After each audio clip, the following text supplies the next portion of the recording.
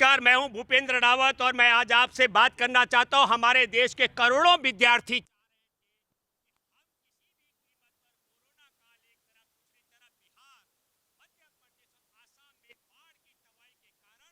JEE और NEET की परीक्षा को कुछ वक्त के लिए टाला जाए। न केवल विद्यार्थी, हमारे देश में राज्य की विपक्ष की जो केंद्र में सरकार है भाजपा, उसके विपक्ष की सरकारों की तरफ से भी, राज्य सरकारों की भी ये चाहत थी कि कोरोना काल में बच्चों के पेपर के लिए कुछ समय टाला जाए। उनके माता पिता भी चाहते थे कि टाला जाए। इस क्रोनोलॉजी को समझना पड़ेगा। क्या कारण है कि जो नरेंद्र मोदी की मंशा होती है, हमारा सुप्रीम कोर्ट भी वही मोहर लगाता है। ये बात मैं इसलिए कहना चाहता हूं, हमारे देश का शिक्षा मंत्री रमेश पोखरियाल निशंक निजी शिक्षण संस्थानों का माफियाओं का सरगना है। ये बात मैं इसलिए कहना चाहता हूं कि रमेश पोखरियाल निशंक का हिमालय आयुर्वेदिक मेडिकल कॉलेज है उत्तराखंड में। मैं एक राज्य का उदाहरण दूंगा जहां एक युवा प्रतिभाशाली डॉक्टर ललित तिवारी इसके लिए संघर्ष कर रहे हैं। मैं बात इसलिए करना चाहता हूं रमेश पोखरियाल निशंक के कॉलेज की। 2015 में शासन आदेश जारी होता है उत्तराखंड सरकार का। उत्तराखंड में सिर्फ 13 निजी कॉलेज हैं और शासन आदेश में फीस बढ़ोतरी होती है। और फीस की बढ़ोतरी में एक एक छात्र को लगभग सवा लाख रुपए फीस देनी पड़ती है अतिरिक्त। और सवा लाख रुपए के हिसाब से 37 करोड़ 50 लाख रुपए की ज़्यादा फीस वसूली करते हैं उत्तराखंड के निजी कॉलेज। और इसके खिलाफ छात्र जाते हैं नैनीताल हाई कोर्ट में, और नैनीताल हाई कोर्ट में वहां पर जस्टिस सुधांशु धुरिया फैसला देते हैं जुलाई 2018 में कि बढ़ी हुई फीस वापस की जाए। यह गलत है और 14 दिन के अंदर अंदर फीस वापस की जाए। और रमेश पोखरियाल निशंक के साथ बाकी 12 कॉलेजों के लोग, उनके जो कॉलेज चलाने वाले लोग हैं, वो सब के सब नैनीताल हाई कोर्ट में डबल बेंच के पास जाते हैं। और डबल बेंच में राजीव शर्मा की अध्यक्षता में, जस्टिस राजीव शर्मा की अध्यक्षता में दो जजों की बेंच फैसला देती है कि जो एक जज का फैसला है, जुलाई का फैसला, वो बिल्कुल ठीक है। विद्यार्थियों की फीस वापस की जानी चाहिए। ये मैं बात कर रहा हूं 2018 के अक्टूबर का। और जब 2000 जुलाई का पहला फैसला, दूसरा अक्टूबर 2018 का ये फैसला जब इंप्लीमेंट नहीं होता है, इसके एक वर्ष बाद उत्तराखंड के आयुर्वेदिक मेडिकल कॉलेज के छात्र संयुक्त रूप में ललित की अगुवाई में धरना देते हैं देहरादून में। किस बात को लेकर के? नैनीताल हाई कोर्ट के सिंगल बेंच का, डबल बेंच का जो फैसला है, इसको लागू किया जाए। जो फीस ज़्यादा वसूली की गई है उसे वापस किया जाए। लेकिन वो फीस वापस नहीं होती है। एक साल बाद, फैसले के एक साल बाद, ये बात मैं इसलिए कहना चाह रहा हूं कि अभी कोरोना काल में और बाढ़ के बीच में क्यों, जहां 35 से लेकर के 75% अलग अलग हिस्सों के परीक्षार्थियों ने परीक्षा नहीं दे पाए, क्योंकि बाढ़ के कारण एक तरफ बाढ़ का मामला और दूसरा कोरोना का जो खौफ हमारे देश के प्रधानमंत्री ने फैलाया। Himalaya Ayurvedic medical college Nainital high court के अक्टूबर 2018 के फैसले को चुनौती देता है सुप्रीम कोर्ट में जस्टिस अरुण कुमार मिश्रा की समक्ष। और जस्टिस अरुण कुमार मिश्रा के समक्ष जो फैसला जाता है और उसके बाद वह पेटेश याचिका वापस ले ली जाती है। और हिमालय आयुर्वेदिक मेडिकल कॉलेज हमारे देश के केंद्रीय शिक्षा मंत्री रमेश पोखरियाल निशंक का है। तो मैं ये बात इसलिए कहना चाह रहा हूँ आपको कि बच्चों के भविष्य को लेकर जेईई और नीट की परीक्षा नहीं कराई गई है। इसके पीछे की क्रोनोलॉजी ये है कि निजी कॉलेज जो देश भर में हैं, अकेले उत्तराखंड में एक बार की फीस बढ़ोतरी के नाम पर 37 करोड़ 50 लाख की वसूली जो की गई है, वापस नहीं की जा रही है। एक और रोचक बात मैं कहना चाहता हूं, उत्तरांचल मेडिकल कॉलेज के छात्र नैनीताल हाई कोर्ट में गए। नैनीताल हाई कोर्ट क्या करने के लिए गए कि जो निजी कॉलेज हैं, 13 निजी कॉलेज उत्तराखंड में, 4.5 साल की डिग्री है, 4.5 साल का सत्र होता है और 5 वर्ष की फीस वसूली कर रहे हैं। उत्तरांचल मेडिकल कॉलेज के छात्र जाते हैं नैनीताल हाई कोर्ट में और मनोज तिवारी वहां पर हैं, जस्टिस मनोज तिवारी, और मनोज तिवारी फैसला देते हैं कि छात्रों को 5 साल की फीस देनी चाहिए। मैं आप सबके माध्यम से यह कहना चाहता हूं कि 4.5 साल का सत्र और फीस को तय करने का जो विभाग है, जो अथॉरिटी है, वो ना रमेश पोखरियाल निशंक है और ना नैनीताल हाई कोर्ट में बैठे जज मनोज तिवारी हैं। और जो व्यवस्था है, फीस कैब ली जानी चाहिए, कितनी ली जानी, उस व्यवस्था के मुताबिक फीस सिर्फ 4.5 साल का शिक्षा है तो 4.5 साल की फीस।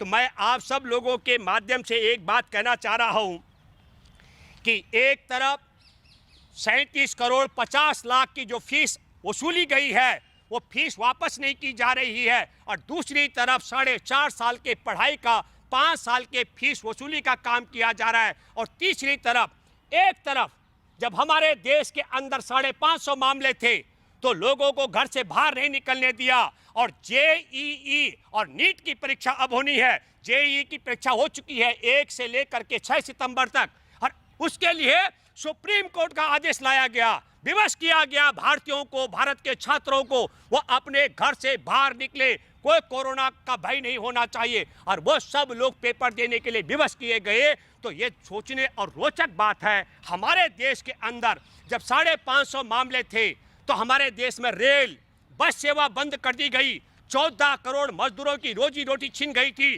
करोड़ों की संख्या में पैदल चल रहे थे सड़कों पर, पैदल चलते चलते भूख से मर रहे थे, गाड़ियों से कुचले जा रहे थे।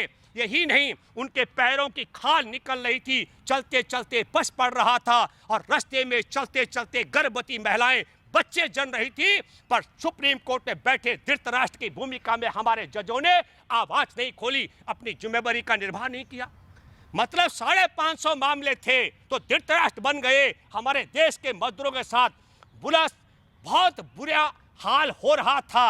और अब जब हमारे देश के अंदर राजधानी दिल्ली का सीरो सर्वे है, 59 लाख लोग सीरो सर्वे के मुताबिक पहले से कोरोना पीड़ित होकर ठीक हो चुके हैं। मुंबई का आंकड़ा 77 लाख का है, और पूरे भारत का मैं ये कहना चाहता हूँ एंटीबॉडी का मामला है, और वो 2 या 3 महीने रहती हैं। हमारे देश में कोरोना जनवरी में आया था, और अब उसका सीरो सर्वे हो रहा है।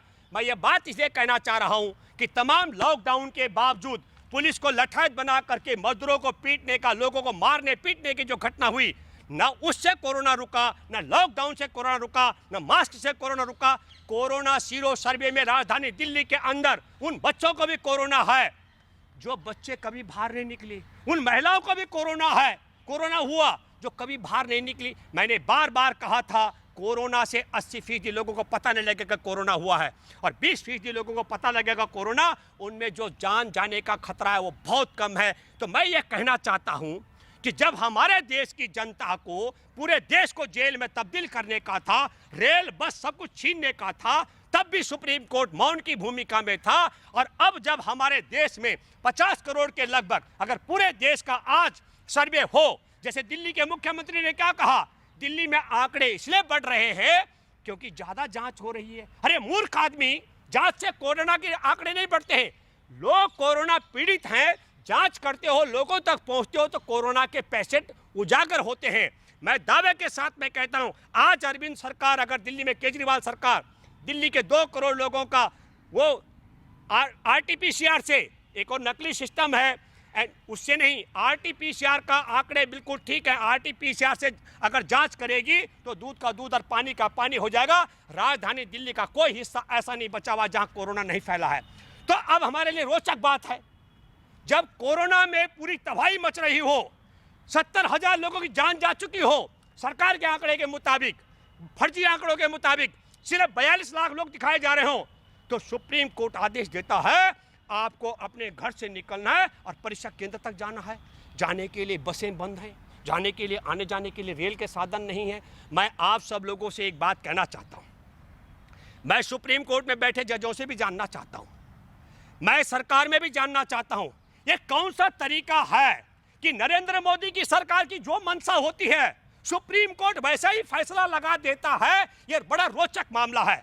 मैं इसलिए कहना चाहता हूं, मैं उम्मीद करता हूं सुप्रीम कोर्ट की मर्यादा पर जो सवाल मैं खड़े कर रहा हूं, मेरे जैसे करोड़ों लोगों के मन में यह शंका पैदा हो चुकी है कि जो जो मंशा मोदी सरकार की होती है वैसा ही फैसला सुप्रीम कोर्ट क्यों सुनाता है। इसलिए मेरा आग्रह है कि अरुण कुमार मिश्रा की बेंच के द्वारा जो फैसले अब तक सुनाए गए हैं, जो फैसले गोगोई के फैसले बेंच के द्वारा सुनाए गए, उन सब की समीक्षा की जानी चाहिए। और समीक्षा भी क्यों ना की जाए, मामला चाहे वो राफेल घोटाले का हो, मामला चाहे वो जस्टिस लोया की हत्या का हो, मामला चाहे अभी आपने देखा होगा, बहुत दुख की बात है कि चरस पीने का आदी सुशांत सिंह राजपूत की डेथ हो गई और भाई उनकी मृत्यु के 40 दिन बाद एक नई एफआईआर दर्ज हो गई और सुप्रीम कोर्ट कहता हाँ, क्योंकि केंद्र सरकार कहती है कि सीबीआई जांच होनी चाहिए, सुप्रीम कोर्ट कहता हाँ सीबीआई जांच होनी चाहिए।